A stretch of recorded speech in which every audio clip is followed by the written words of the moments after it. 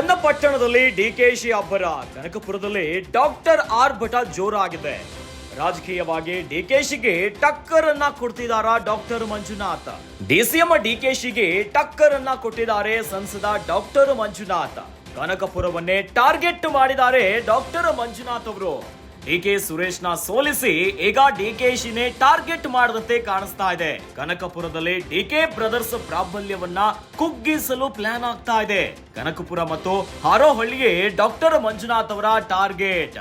ಇನ್ನು 2 ತಾಲೂಕಿನಲ್ಲಿ ನಡೆಯುವ ಕಾರ್ಯಕ್ರಮಗಳಲ್ಲಿ ಹೆಚ್ಚಾಗಿ ಭಾಗಿಯಾಗ್ತಿದ್ದಾರೆ.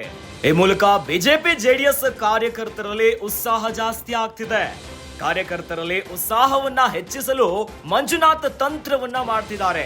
ಈ ಬಾರಿ ಚನ್ನಪಟ್ಟಣದಲ್ಲಿ ಧ್ವಜಾರೋಹಣ ಮಾಡಿದ್ದು ಡಿಕೆ ಶಿವಕುಮಾರ್. ಅದೇ ದಿನ ಕನಕಪುರದಲ್ಲಿ ಡಾಕ್ಟರ್ ಮಂಜುನಾಥ್ ಧ್ವಜಾರೋಹಣವನ್ನ ಮಾಡಿದ್ದಾರೆ. ಅಚ್ಚರಿ ಮೂಡಿಸ್ತಾ ಇದೆ ಡಾಕ್ಟರ್ ಮಂಜುನಾಥ್ ಅವರ ನಡೆ. ಮಂಜುನಾಥ್ ಅವರ ಎಲ್ಲ ಕಾರ್ಯಕ್ರಮದಲ್ಲೂ ಪತ್ನಿ ಸಾಥನ್ನ ಕೊಡ್ತಿದ್ದಾರೆ. ಕಳೆದ ಲೋಕಸಭೆಯ ಸಮರದಲ್ಲಿ ಬೆಂಗಳೂರು ಗ್ರಾಮಾಂತರ ಲೋಕಸಭಾ ಕ್ಷೇತ್ರದಲ್ಲಿ ಡಾಕ್ಟರ್ ಮಂಜುನಾಥ್ ಭರ್ಜರಿಯಾಗಿ ಗೆಲುವನ್ನ ಕಂಡುಕೊಂಡಿದ್ರು. ಆದ್ರೆ ಈಗ ರಾಜಕೀಯವಾಗಿ ಸಂಚಲನವನ್ನ ಮೂಡಿಸ್ತಾ ಇದ್ದಾರೆ. ಚನ್ನಪಟ್ಟಣದಲ್ಲಿ ಡಿಕೆಶಿ ಅಬ್ಬರ ಆದ್ರೆ ಕನಕಪುರದಲ್ಲಿ ಡಾಕ್ಟರ್ ಮಂಜುನಾಥ್ ಅವರ ಆರ್ಭಟ ಜೋರಾಗಿಬಿಟ್ಟಿದೆ. ರಾಜಕೀಯವಾಗಿ ಡಿಕೆಶಿಗೆ ಟಕ್ಕರ್ ಅನ್ನ ಕೊಡ್ತಿದಾರ ಮಂಜುನಾಥ್. ಡಿಸಿಎಂ ಡಿಕೆಶಿಗೆ ಟಕ್ಕರ್ ಅನ್ನ ಕೊಟ್ಟಿದ್ದಾರೆ ಈಗ ಸಂಸದ ಡಾಕ್ಟರ್ ಮಂಜುನಾಥ್ ಅವರು. ಕನಕಪುರವನ್ನೇ ಟಾರ್ಗೆಟ್ ಮಾಡದಂತೆ ಕಾಣಿಸ್ತಾ ಇದೆ. ಕನಕಪುರದಲ್ಲಿ ಡಿಕೆ ಬ್ರದರ್ಸ್ ಪ್ರಾಬಲ್ಯ ಆಗಿದೆ, ಅದನ್ನ ಕುಗ್ಗಿಸಲು ಪ್ಲಾನ್ ಆದಂತೆ ಕಾಣಿಸ್ತಾ ಇದೆ. ಅದರಲ್ಲೂ ಕೂಡ ಕನಕಪುರ ಮತ್ತು ಹಾರೋಹಳ್ಳಿಯೇ ಡಾಕ್ಟರ್ ಮಂಜುನಾಥ್ ಅವರ ಟಾರ್ಗೆಟ್ ಆದಂತೆ ಕಾಣಿಸ್ತಿದೆ. 2 ತಾಲೂಕಿನಲ್ಲಿ ನಡೆಯಿರುವಂತಹ ಎಲ್ಲಾ ಕಾರ್ಯಕ್ರಮದಲ್ಲಿ ಹೆಚ್ಚಾಗಿ ಭಾಗಿಯಾಗ್ತಿದ್ದಾರೆ.